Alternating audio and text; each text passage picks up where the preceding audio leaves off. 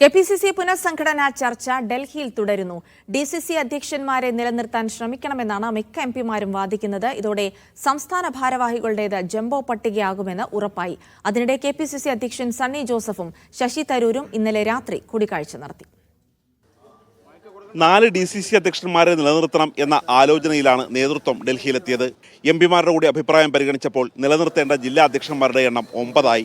ഇതോടെ general secretary, vice president, secretary എന്നിവരുടെ എണ്ണം വർദ്ധിക്കുമെന്ന് ഉറപ്പായി. VM സുധീറിന്റെ കാലത്തെ പോലെ ജംബോ കമ്മിറ്റിക്കാണ് മാറ്റം വഴിയൊരുക്കുക. ഇതിനിടയിൽ PCC അധ്യക്ഷൻ സണ്ണി ജോസഫ് ദീപാദാസ് മുൻഷിയോടൊപ്പം രാത്രി ശശി തരൂർ MPയെ വസതിയിൽ സന്ദർശിച്ചു. ഞാൻ കണ്ടിരുന്നു ശശി തരൂരിനെ, ഞാനും ദീപാജിയും ഒന്നിച്ചു പോയി കണ്ടിരുന്നു. അതൊന്നും ചർച്ച ചെയ്തിട്ടില്ല. വളരെ പോസിറ്റീവായിട്ടുള്ള ചർച്ച. DCC അധ്യക്ഷന്മാർ ആകുന്നതിന്റെ പേരിൽ നിയമസഭയിൽ മത്സരിക്കുന്നതിന് വിലക്കുണ്ടാകില്ല എന്നായിരുന്നു UDF കൺവീനറുടെ ഉറപ്പ്. ഞങ്ങൾക്ക് അങ്ങനെ ഒരു പ്രശ്നമില്ല. ഞങ്ങൾ ആശയവിനിമയം നടത്തും. ആ ആശയവിനിമയം നടത്തിക്കൊണ്ട് അതിനൊരു ഫൈനൽ തീരുമാനത്തിലേക്ക് ഞങ്ങൾ പോകും. രണ്ടാമതും കൂടിക്കാഴ്ച നടത്തിയ എംപിമാർ മറ്റാവശ്യങ്ങളും അവതരിപ്പിച്ചു. പട്ടികജാതി പട്ടികവർഗ വിഭാഗങ്ങൾക്ക് കൂടുതൽ പരിഗണന വേണമെന്നായിരുന്നു കൊടിക്കുന്നിൽ സുരേഷിന്റെ ആവശ്യം.